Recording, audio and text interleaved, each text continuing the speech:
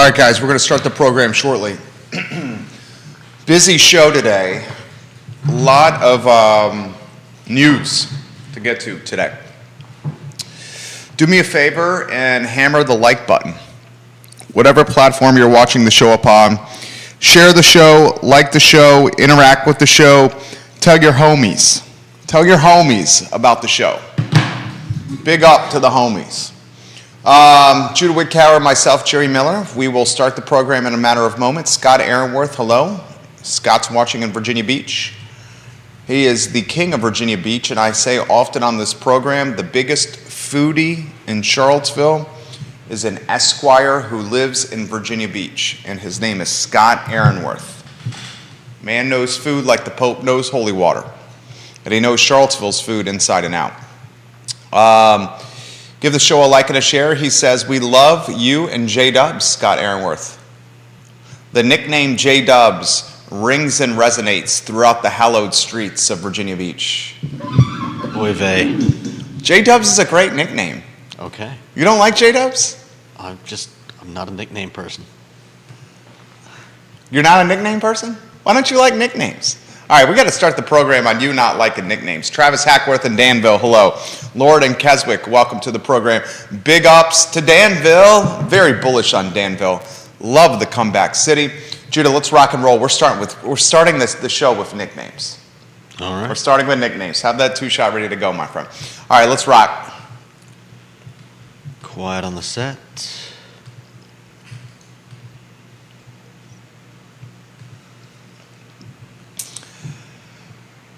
Good Friday afternoon, guys. I'm Jerry Miller, and welcome to the I Love CVille show. Thank you kindly for joining us. A pleasure to connect with you through the I Love CVille network. We are live in downtown Charlottesville in our building, the Macklin building on Market Street. But we have an audience that's Central Virginia-wide, Commonwealth-wide, country-wide, and worldwide. This show live on every social media platform known to mankind. Today, presented by Skooma Boutique Dispensary. The best dispensary in Charlottesville is a dispensary on the downtown mall and on Elliewood Avenue, Skooma Boutique Dispensary. So we go to the two-shot right away. I've worked alongside I'd call him my brother. 10 plus years of working together.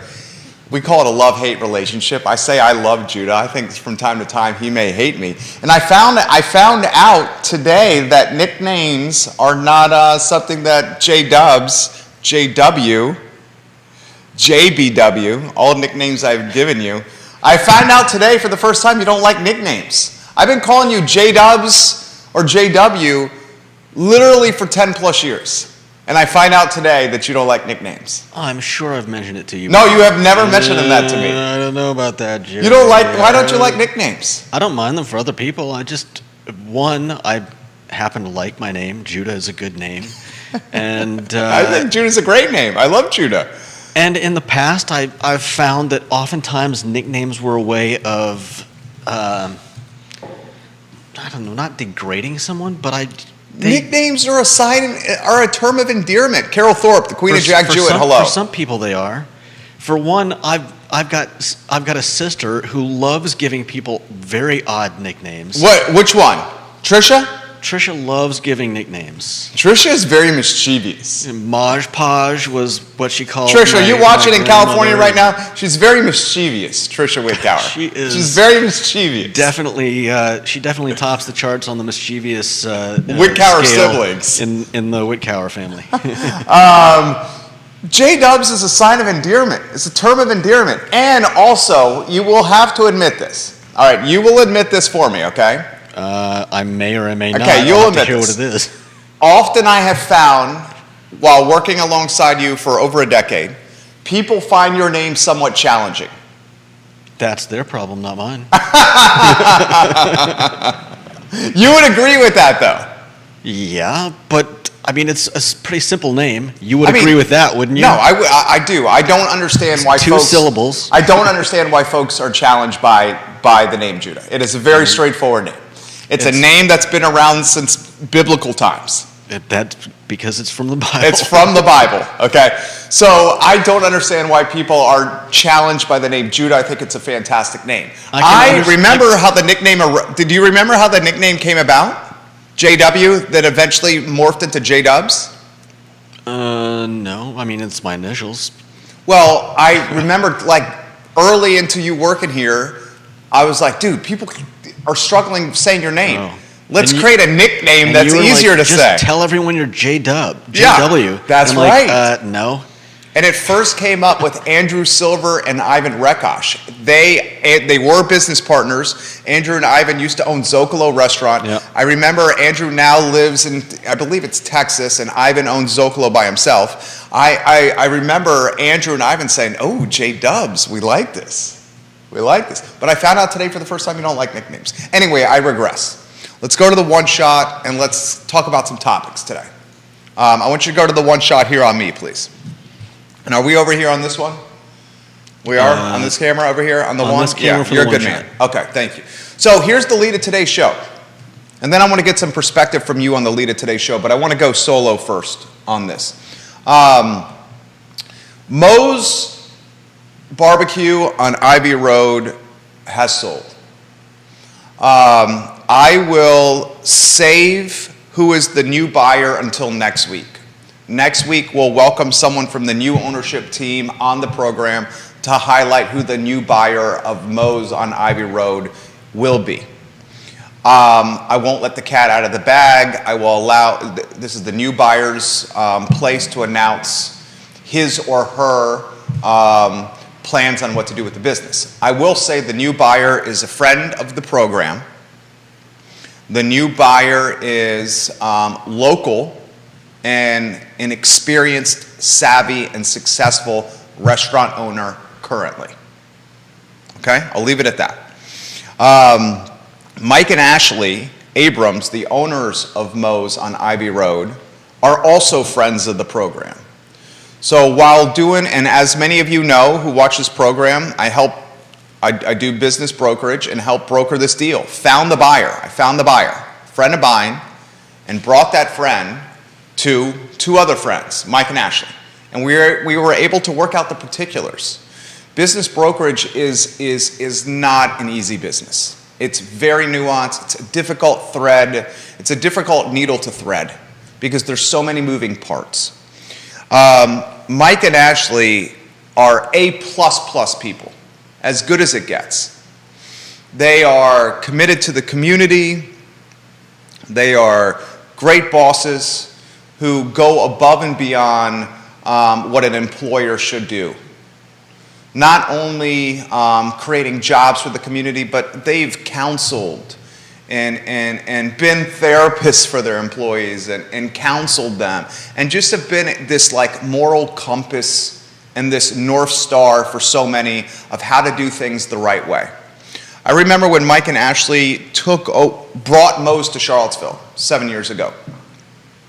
We helped bring some brand awareness for the business with social media, photography, and by positioning them on the I Love CVille network. And immediately 7 years ago, I was taken aback by how kind and approachable Mike and Ashley were. I also watched as they raised their kids, their boys in the restaurant.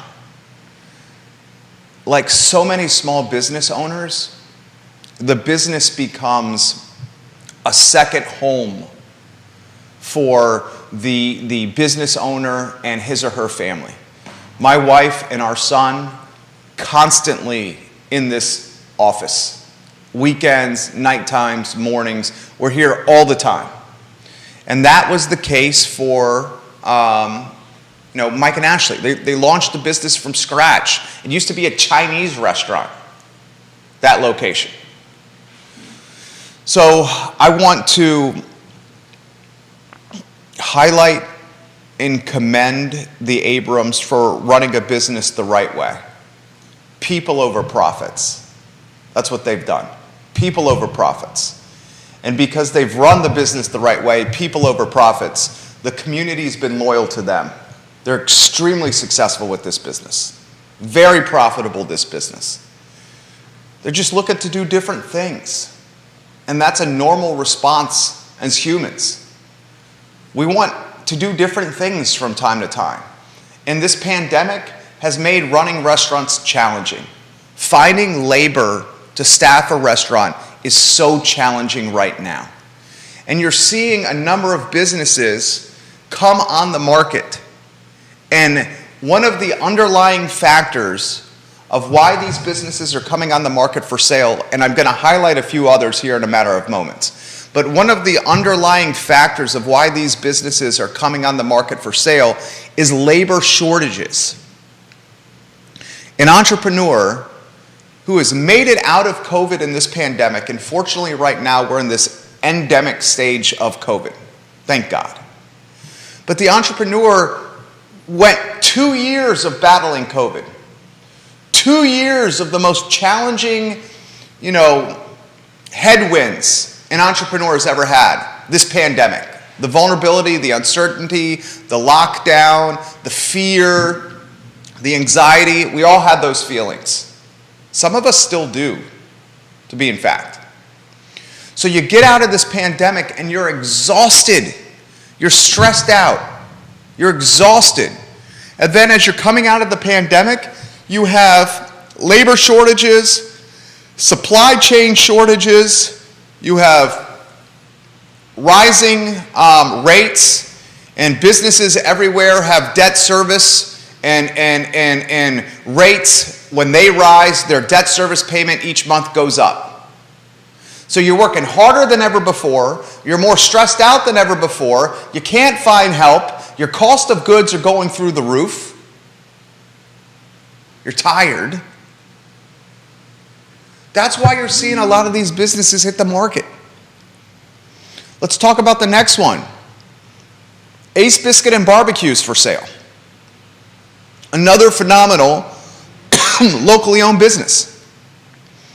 Brian has built, with Ace Biscuit and Barbecue, a killer business. Quality name, quality brand, new location, ABC license for Ace Biscuit and Barbecue. Similar struggles. Can't find anyone to work. Can't find anyone to work. I want to highlight on today's show 10 things that are cheaper this month versus last month. We'll put in perspective whether or not inflation has peaked. Before we get to that topic, and Kevin Yancey, you're exactly right. Kevin Yancey's watching in Waynesboro.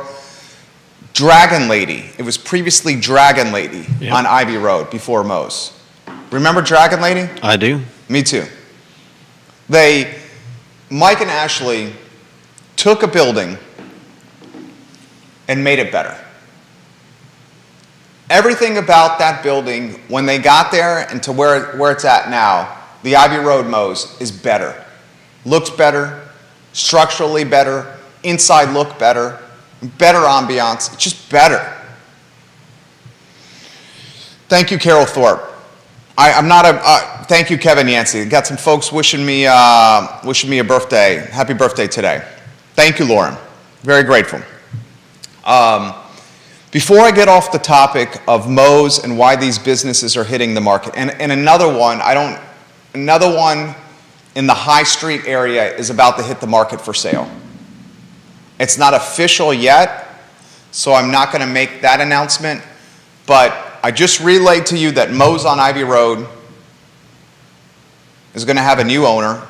We'll let you know who the new owner is this week, or this coming week, next week, I should say. The new owner is someone you know, a successful restaurateur locally.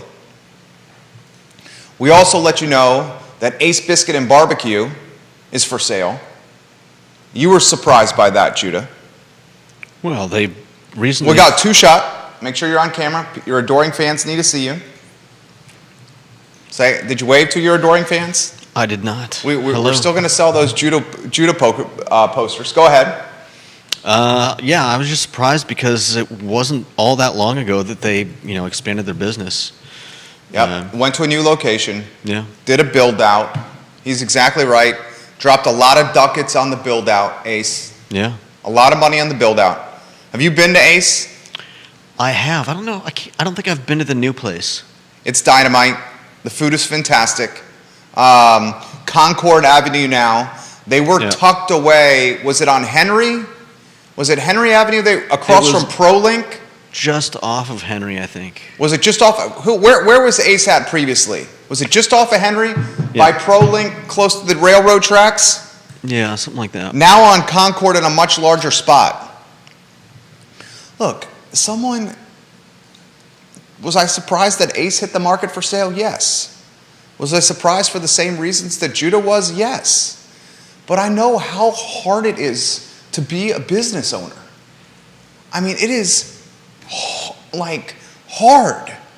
And being a business owner in the restaurant category is even more difficult than being a business owner in the advertising and media category. Because look at what happened. Cost of goods spiked. At the same time, labor dropped. At the same time, interest rates were going up, so debt service payments were more. At the same time, we were just getting out of a pandemic. It was a collision of crap. Judah, Still is. a true collision of crap. We get out of the pandemic. The pandemic hammered the restaurants, right? Yeah. And as we get out of the pandemic, the collision of crap offered us rising rates, cost of goods soaring through the roof, and no people to work. Yeah. We don't know where they are. A collision of crap. Yeah. I mean, it's tough all around. Vanessa Parkhill, the Queen of Earlysville, welcome to the program. Elena Mangione, hello and welcome to the show.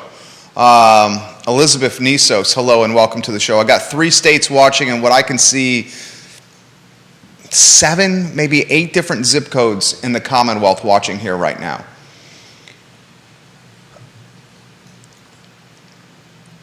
I respect anyone that has the courage and the gumption to pursue a career reinvention or a new career path, because that takes courage.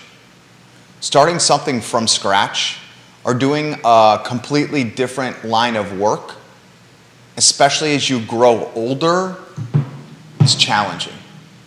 And how do you guys think like this? The older I've gotten, and I think this is the reflection of being a dad, a parent, I take much less risk now than I did even as a married man when before our son was born, and certainly as a single man. I'm more cautious. There's more mouths to feed. There's more thought out, more thinking as opposed to acting. And I guess that's maturation, that's maturing. But reinventing yourself and choosing a new career path in your 30s and 40s, as many of these entrepreneurs locally are doing, that takes balls. That takes forward thinking. That's an appetite for risk that not many people choose to pursue. You know how many folks would just choose instead to just stay in the gig that they're at? A large chunk of us, right? So when you see these sales happen, and we've sold 4 businesses in the last 37 days. The team here at I Love Seaville and VMV Brands. 4 in the last 37 days. And when you see these businesses being sold and the social media posts being out there, it's not bitter or sad. Instead, it's celebration and happiness. You champion the team and the entrepreneurs for having the courage and the gumption and the appetite for risk for doing something else. And you champion the teams and the entrepreneurs for creating a business and working their tails off, creating new jobs, and leaving a company that is in such good shape, someone's willing to spend tens, if not hundreds of thousands of dollars to purchase it. And that's what's happening. And I'm so excited for the next generation of entrepreneurs. The folks that are going to buy Moe's, which we will announce next week. This team is going to come in hungry and motivated and ready to try different things and take the business into stratospheres or echelons or potential revenue verticals that maybe it's never tried before. It's not a sad time or a bitter time. It's a time of happiness and success. Because the first generation entrepreneur is going to try new things and gets a payday. The second generation entrepreneur is buying a successful business and is going to try new things, and the community is going to benefit from it. And that's how I look at these transactions. And if you're interested in ACE, let me know. And we'll see if we can get you in there to take a look. Anything you want to add on this? Do you remember taking photos of Mike and Ashley 7 years ago at Moe's, outside their food truck, for a profile on I Love Seville? You were behind the camera. Yeah, I remember. I mean, do you look at it the same way?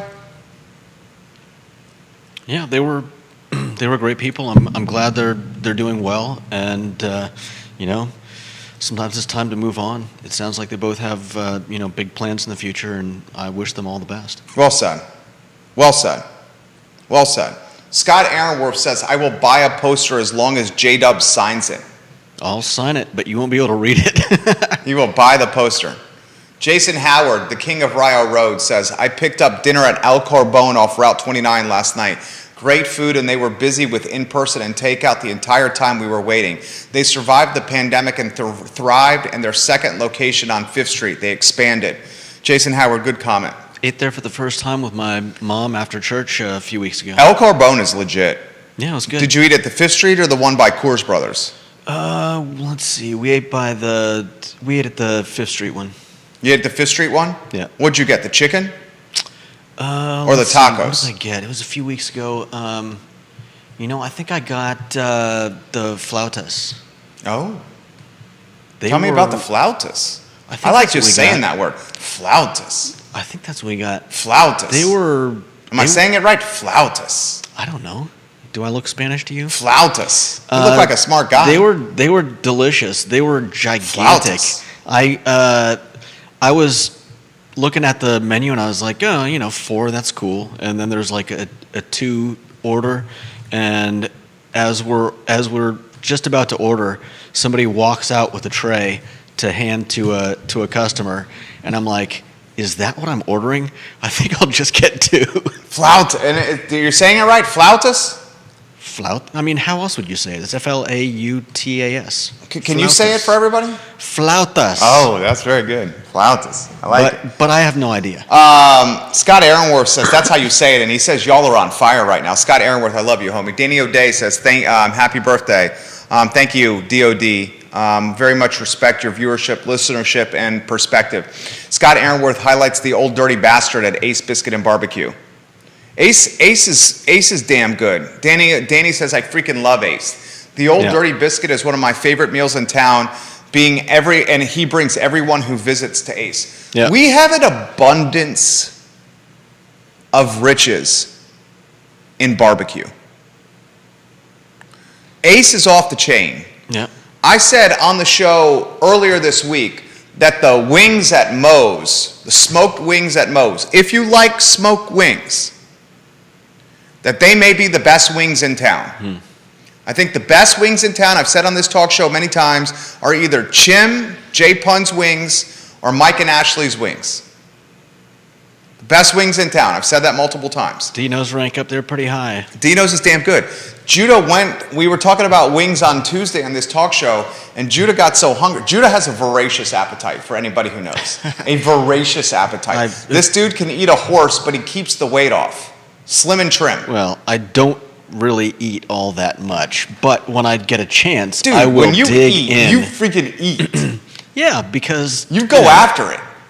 Yeah, but I don't eat like that all the time. Okay, I maybe it's generally just because have, I'm seeing you like, oh my God, I'm like, I think the guy's going to eat the plate. I generally have like one Major meal a day. maybe 2 meals a day. Yeah. So yeah, when I get a chance, I'll and I eat slow, so I'll just Oh, I so can sit slow. there for like 2 There's hours. nothing Judah does fast. I'll just sit there for 2 hours and just like What does Trisha say to you about your eating?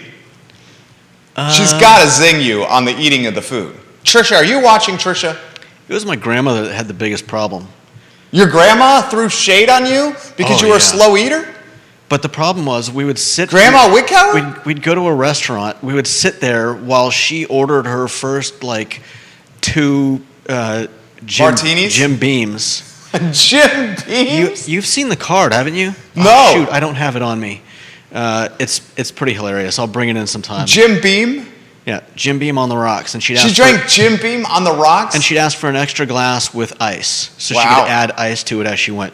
And those were usually after she'd had 1 or maybe 2 at home. Wow! Before we This left. is Grandma Wickower. So we weren't allowed to order dinner until she was ready to order dinner. So we're sitting there like starving, like because she just wants to like drink and Have fun with her grandkids. Say hi to the servers that all know her, and Dude, by the time we finally got our food, everybody's digging in. I'm just eating slow like normal because I'm just enjoying it. We ate at some nice restaurants when we visited her, so I wanted to enjoy it as much as I could, and my grandmother would take like 2 bites and be done, and then. So you're saying she had 4 to 5 Jim Beams and would only eat two bites of her meal, and she's a grandma? And then she started complaining about me taking so long to eat, and I'm just like, hey, deal with it. Dude, your grandma sounds like a rock star.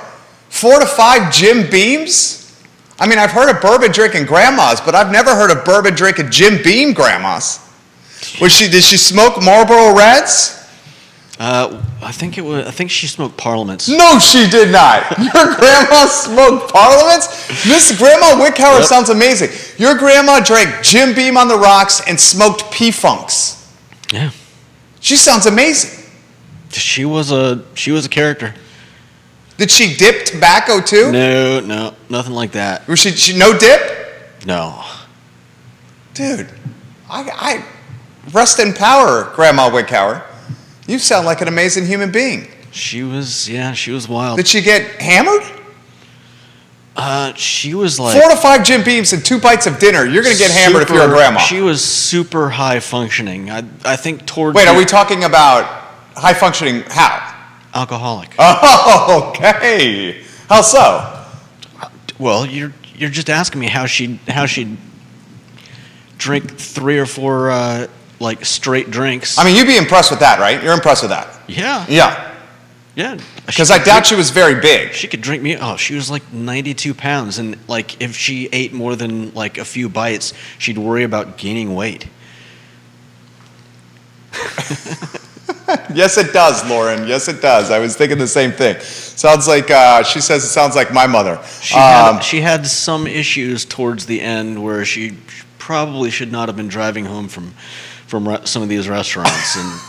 And so I think whenever my sister went out there to help her out, and anytime she knew she was going out, she'd offer to like, hey, do you want me to Danny O'Day pick you up and says, drive you? Danny O'Day says, I think your grandma was in a fraternity, Judah. I think she was the fraternity. I knew that was funny. Oh, gosh. All right, let's go on to the next topic. Before we go on to the next topic, which is, what is the worst place to be on move-in weekend? Any place in the city of Charlottesville, what is the worst place to be this weekend? It's UVA move-in weekend. We're going to rank the top 5 worst places in the city of Charlottesville to be this weekend if you're a resident of Charlottesville. So get the brain turning over there. 5 worst places. I've got some places. Before I get picked to out that already. topic, and before we let you know of, before we highlight 10 things that are cheaper this month versus last month with actual data points, I want to dot the I's and cross the T's on the Moe's and the business for sale stories. So, in conclusion, next week we announce the new buyer of Moe's. Someone you know, seasoned restaurateur, who's running a successful restaurant already. When you see Mike and Ashley around town, congratulate them on selling their business and for being amazing people that have undoubtedly made the community better. Ashley is a successful realtor with the Denise Ramey team, and Mike is going to pursue a home inspection business. Ace Biscuit and Barbecue is for sale. Brian has built a phenomenal business. If you'd like to see it, tour it, get to know it, let me know. We'll offer some perspective. Another business is going to come on the market, potentially next week, in the High Street area. We will wait till it's official before we make that announcement. We've sold 4 in the last 37 days, and the common denominator that's leading to these sales is labor shortages, exhaustion from COVID, and supply chain cost of goods concerns. That's the first part of the show. The second part of the show will highlight some of these cost of goods and how they're plateauing and potentially dropping in price. That topic in 2 minutes. Before we get to that topic, two-shot Judah Wickhauer. Worst places to be in the city of Charlottesville on move-in weekend. You gotta probably say Barracks Road Shopping Center is number 1. That's probably a good guess. Do you say that's number 1? Barracks Road Shopping Center is already a zoo on a non-move-in weekend. It's already pretty crazy. Barracks Road around Christmas is freaking crazy. Barracks Road on move-in weekend is even crazier. I'm going to say, and Judah, viewers and listeners, you offer some perspective too. What is the worst place to be on move-in weekend in the city of Charlottesville? I'll say Barracks Road number 1. What else are you adding? I would say any furniture store. Okay, I'll preface this and adjust the term furniture store by calling it like any big box retailer like Target, Bed Bath & Beyond. Yeah. Okay. But you also I don't think they're going to buy armoires and California probably Kings not, but you are and going to dressers. You're all going to have some, stuff like pillows. You're going to have chairs. You're going to have couches, quite possibly. Couches. You've never seen the couches that get left out on the sidewalk at the end of the school year? Aren't the couches generally inherited or already in place? On move-in weekend, are you dropping your son and daughter off at college and then going to buy a couch? My parents never did that. Did your parents buy you a couch when you went to? And I'm not giving you a hard time here. I'm just saying, out of curiosity. My parents weren't there for move-in weekends. You did move-in weekend by yourself? Well, You had a grandma that drank 5 Jim Beams and smoked P-Funks, and then you did move-in weekend solo. My first move-in weekend was in Los Angeles at USC. Okay, so they were cross-country. And my parents were living in Portland, Maine. When I went to SCAD. Savannah College of Art and Design. Judah graduated from there. Very proud of you from graduating from Savannah College of Art and Design. Oh, well, thank you. Yeah. My friend and I drove down from Charlottesville. So I just, it's not like we were. They do love you very much, though. I know they love you. I know they love you. I'm not saying any of this they love you. to indict them in any way. They love you. I know that. Do we need to have a therapy session? No. Tell me how you truly feel. Tell me how you feel. Tell me where they touched you on the doll. Yeah. Tell me where they touched you on the dog. That's so creepy. Too much. All right, Barracks Road is the worst place to be. We'll add Target in the 2 slot. Bed Bath & Beyond is in Barracks Road, as many viewers and listeners have already pointed out. What else do you have on there? Would you go to the corner on move-in weekend? Definitely not. Okay. Well, we got to put the corner on the list here. Who would navigate traffic on the corner on move-in weekend? Right. I'd say Walmart is probably Walmart is on the Target line. Matched with Target, yeah. Yeah, Walmart's on the Target line. Who changes their traffic patterns now that students are back? If I'm going, say, from like Ivy Road and playing squash at the MacArthur Center and having to get back potentially to the Macklin Building and VMV Brands, many times I would just go down Ivy Road, drive down the corner, and just go through town. Now that students are back, there's no way in hell I'm doing that. Yeah.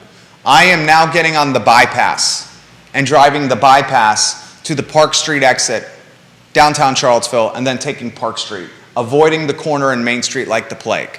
Yeah. Similar for you. Yeah. I mean, why would you want to deal with that?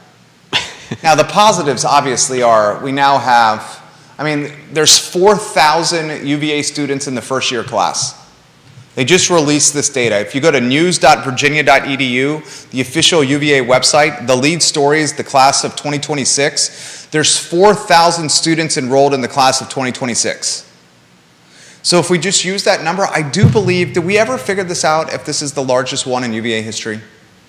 Is the class of 20, viewers and listeners, is the class of 2026 the largest in UVA history? What was the size? 4,000 people. I don't think it's that.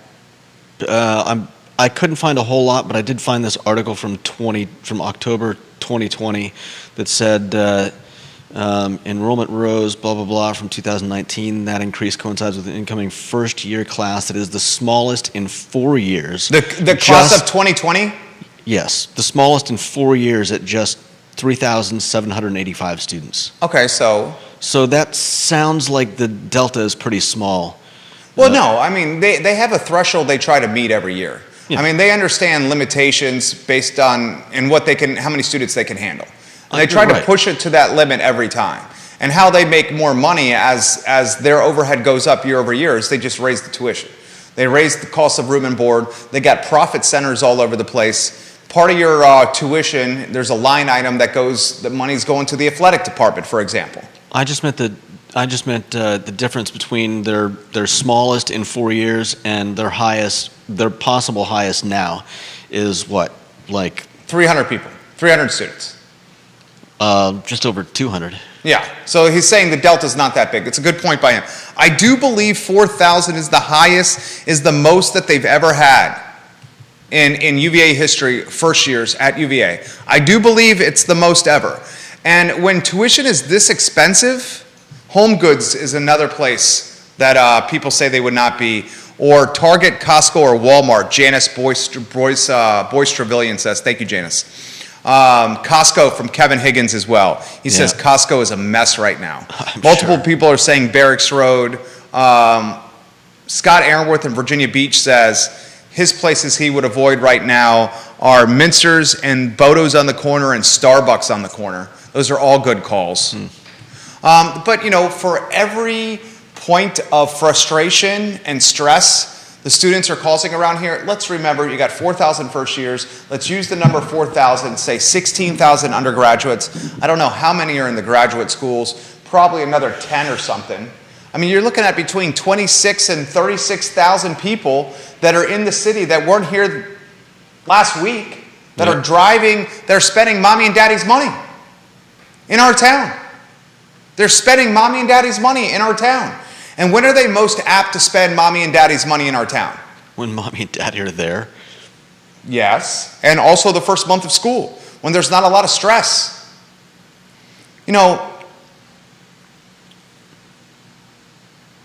School, UVA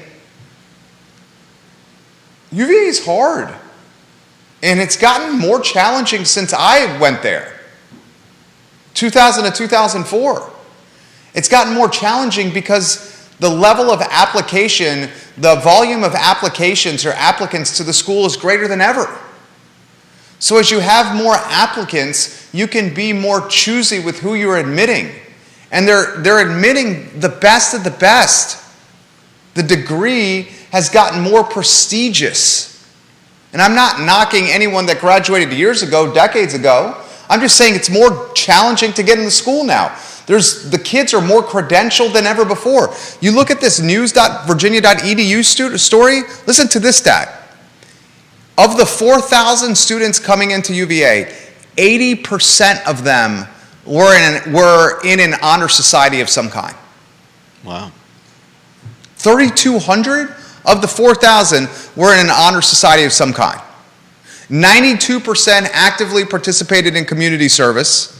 Here's a good stat. Of the 4,000 first years coming in at UVA, 62.1% are from Virginia. 38% from out of the Commonwealth.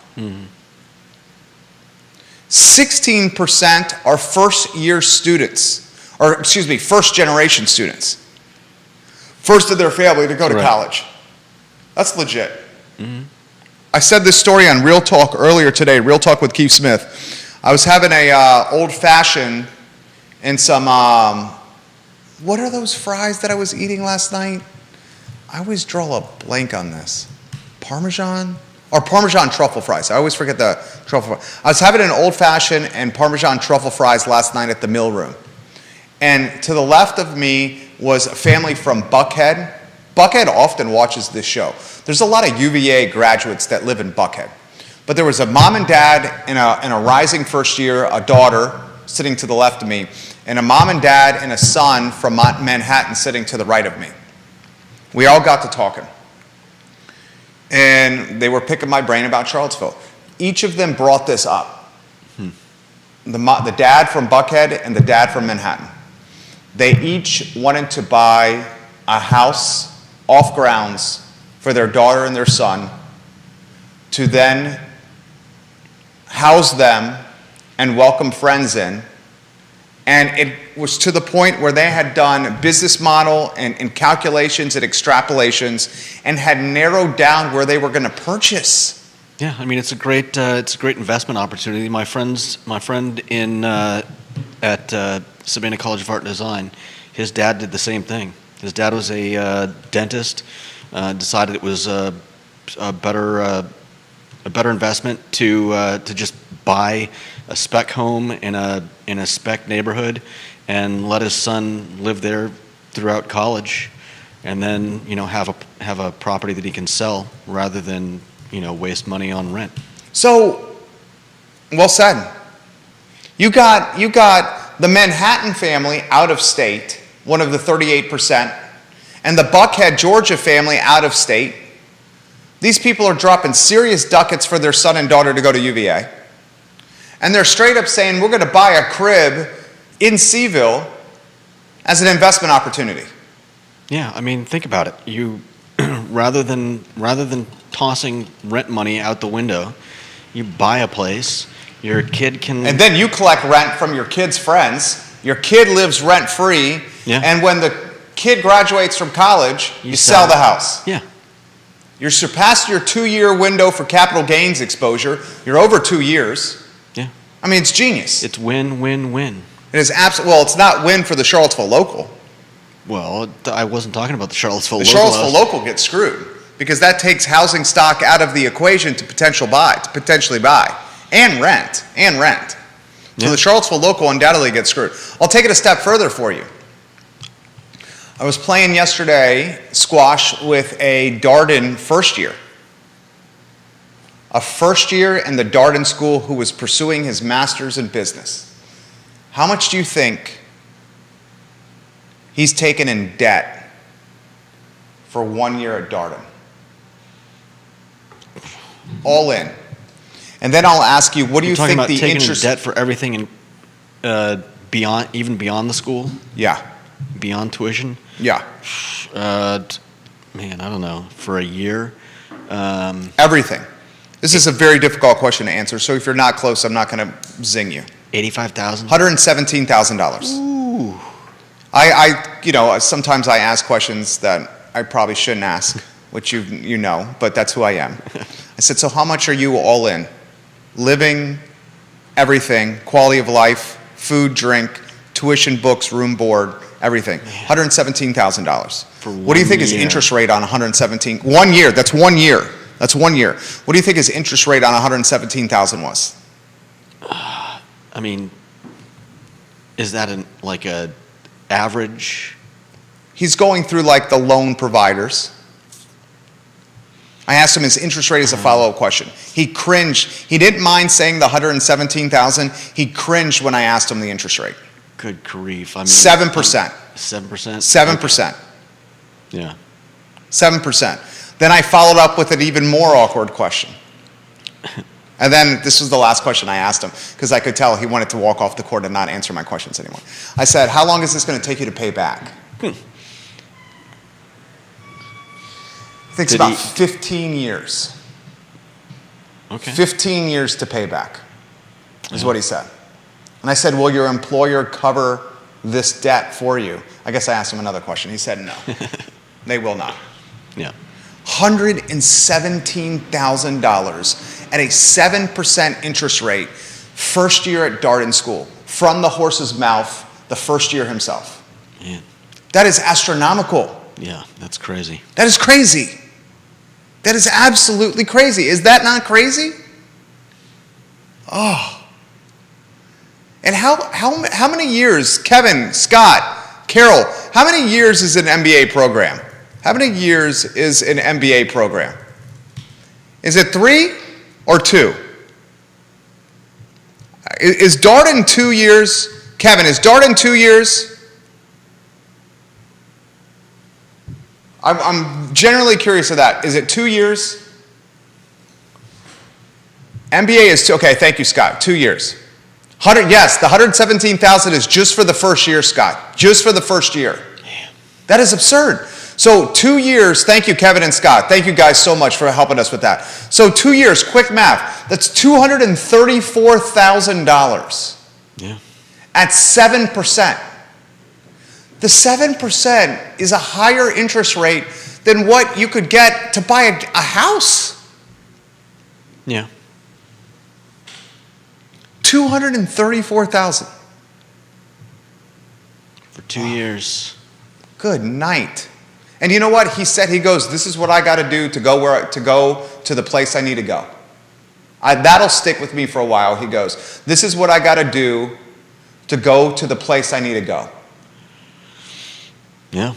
Carol Thorpe says he's mortgaging his life away. 15 years he thought is going to take him to pay back the 234. Yeah. That's a long ass time. That means he's going to be in his early. You take it. He's probably he worked 2 years out of college. In his 50s. No, he'd be like 40. 15 years. If he worked a few years after undergraduate, which That's he did. for 1 year. You were talking about 2 years of college, right? Well, Yeah. he's 200. He worked for 2 years after undergrad, so he's probably 24, 25. 15 years from then is 40, 41. But is he going for 2 years? Yeah, he's going 2 years. So it's going to be. Oh, because you're saying because he's done, so he'd be 26. He'd be like 42.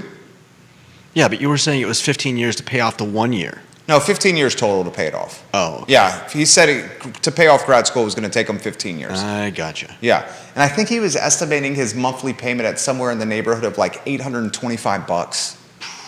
I mean, $825 monthly payment. That's the mortgage of a one-bedroom condo. Nowadays. Right? I mean, the villas at Southern Ridge, the condo that I had on Fifth Street, the rental, my mortgage on that was $1,004. Damn. For the 3-bedroom, 2-bath. Oh, I felt for him. But I also respected his, you know what you see in like teenagers or even like college kids is you see that like contagious zest for life. Like they haven't really been burned yet. They haven't really been screwed. They haven't really known like true heartbreak. They're not jaded. They still have this like youthful exuberance, this zest to live in life that hasn't been like demoralized or jaded or you know what I mean? And he had that. Yeah. And I liked being around that. I like being around that. Mm-hmm. I want to go to the CNBC story on 10 things cheaper now than last month. And then we'll get to what we learned. Did you see the CNBC story? Yeah. Okay, I'm going to call it up here. So 10 things that are cheaper now than they were a month ago. This is from CNBC, who is clearly covering that inflation has peaked, which I've been saying for 30 days or so. I think inflation has peaked.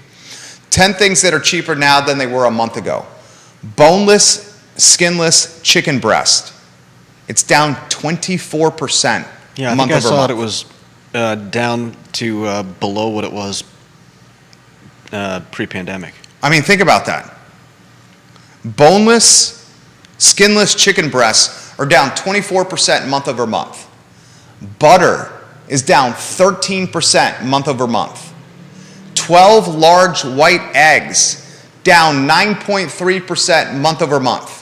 A gallon of milk is down nearly 3% month over month. Tomatoes down nearly 3% month over month. Hot dogs down 6% month over month.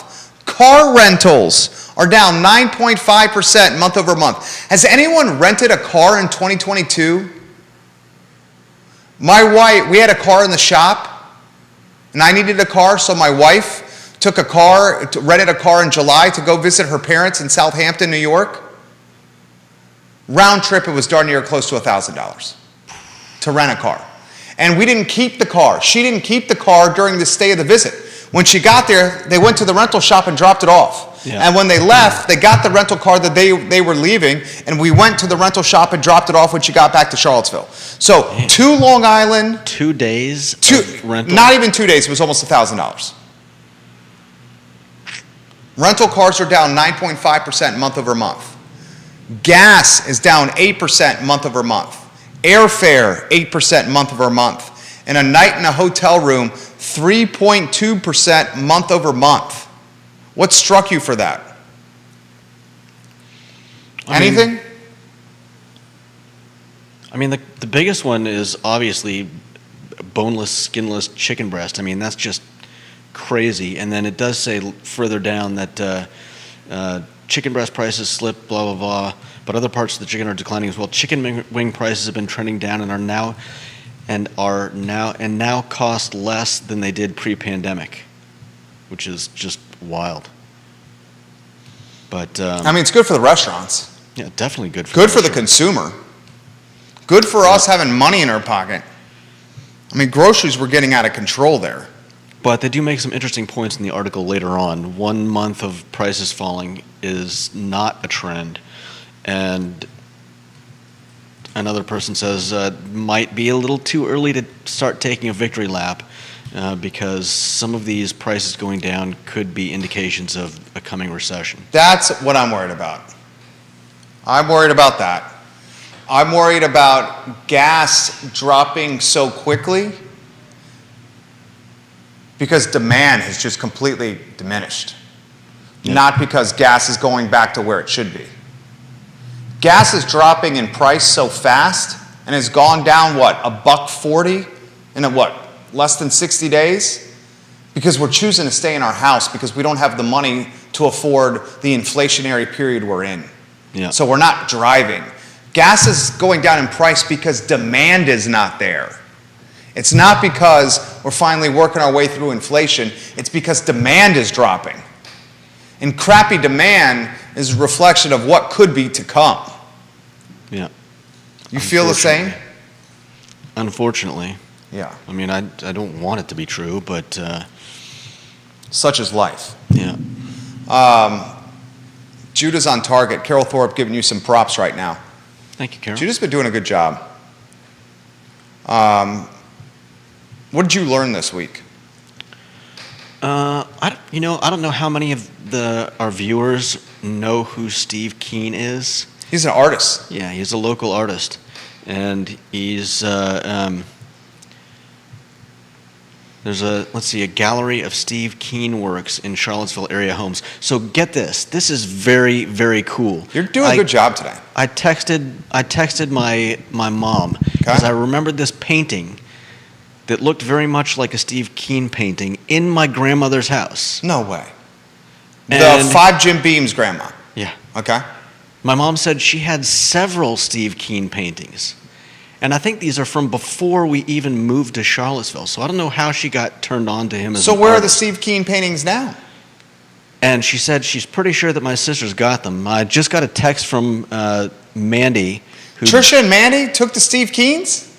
I texted both of them asking, and I'm going to put it on screen. Trisha sent me a picture. It's on screen now. Is it in her house? Of one of the paintings that she got. Why didn't J-Dubs get any Steve Keens? I was late to the party. What does that mean? That's a beautiful photo. That's a beautiful painting. Yeah. J-Dubs should get one of those 7 Steve Keens. I was one of the last in the immediate family. My parents, my sisters, my aunt and uncle, and their 3 kids. I was the last to show up at my grandmother's house for the funeral weekend or whatever it was, and it got raided? there were. You're choosing your words carefully over there. I see you choosing your words carefully over there. It's just Don't hold back. there were Post-it notes everybody had a stack of Post-it notes, and you'd write your initials on a Post-it note and stick it on something that you wanted. So the house was covered in Post-it notes. Somebody hands me a stack of Post-its and says, "You better hurry up before everything's taken." And This is like pirates. and then there was Buried treasure. There was a little Walk the plank. family drama. Oh, family drama. That I'm not going to get into. But what it resulted in were my two sisters grabbing every piece of silver they could and sneaking it into the room where my suitcase was Good Lord! to be like, "Here, take this before anybody finds it." You guys are pirates. It was wild. That's the story of pirates. Take the silver, Yeah. hide it, put it Quickly, in luggage so our before- cousins don't see it. Before somebody, no, it was. We don't want our cousins getting the silver. Get the Steve Keens off the wall. They have value. So Take obviously, them back to the pirate ship. one of my sisters got one at least. Mandy says she doesn't know who he is, so she might have them and not even realize. Steve Keen's highlighted in the Seville Weekly. So if you want some information, some background on the artist Steve Keen, a local artist, check out what's on the Seville Weekly now. I would imagine that's where Steve Keen came to in your stratosphere, that Seville Weekly article. Did you see it there? Yeah, that's why. Well, that's why I thought of it, and then I remembered, my grandmother having a painting that looked like one of his, and apparently she had several, and so. I learned this week that saying the word flautas is a lot of fun. Flautas. Flautas. I got to try the flautas from El Carbone. Yeah. They are good. I learned this week that Judah's getting even better as a broadcaster on this talk show. He was fantastic today. Very likable and personable today. Very charming. Thank you. I learned this week, that the inflation period we're in is starting to peak and plateau. Oh, I've been saying that for about a month now. I learned this week that the trials of being a student at a public school are very real. And it's one of the most challenging times to be a student at a public school right now. I learned this week we need to be very careful while driving before and after school, because a lot of students are walking to school because there are not enough buses on the road. 7 of 40 to be exact at Charlottesville Public Schools. I learned this week, after hearing from a number of parents after talking public schools this week, that we should be highlighting the trials of after-school programming. That it's now more competitive than ever to get into an after-school program at a public school because they don't have anybody to staff it. So what was commonplace for everyone to be in after-school, anyone who needed it because mom and dads were working, now is not commonplace, and kids are getting picked or placed on a wait list for after-school free programs at public schools. We better figure out this system that we call public schools. And we better figure it out quickly. Because when fall starts, when school starts, it started a lot. It started for so many already.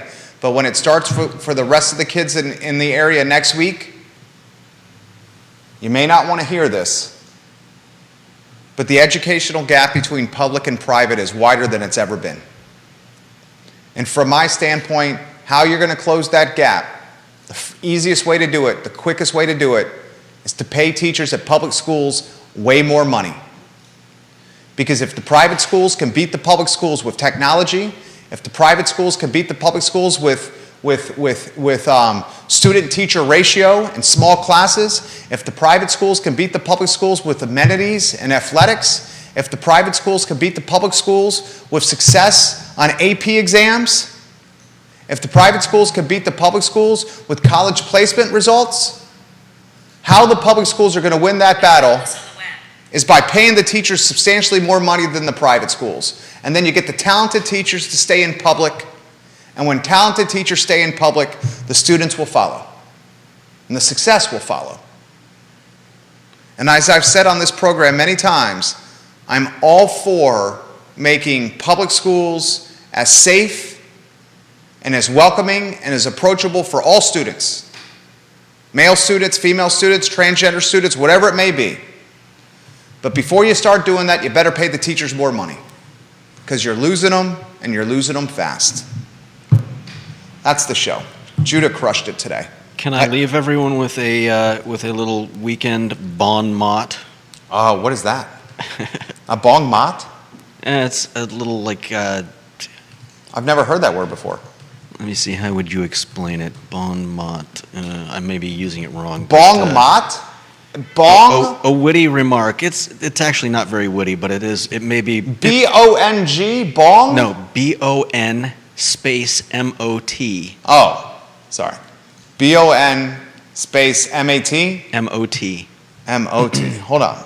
You just taught me a new word. Let me see. And this is in. This is. It's a witty remark, a bon mot. Yeah. Well, you better be witty here. It's not very witty, but it is funny. I will leave this. I'll leave this to anyone who speaks Espanol to ponder over the weekend, because I'm not going to give any any context. No idea where you're going with this. I got a text from on the Whitcower group text. This recently came through from my dad. Nadie me tocara el culo, con la excepción de tu madre. You gotta work on your accent. What did he say? What? What did your dad say? I just read it to you. Well, what does that mean? Okay, fine. You want me to explain it? Yeah. All right. It means nobody touches my ass with the exception of your mother. En Espanol. That's a great way to close the show. I may explain it on Monday. I think if people care to hear. For Judah Whitcower, I'm Jerry Miller. This, the I Love Seville show, guys. So long, everybody. Take care. Bon mot.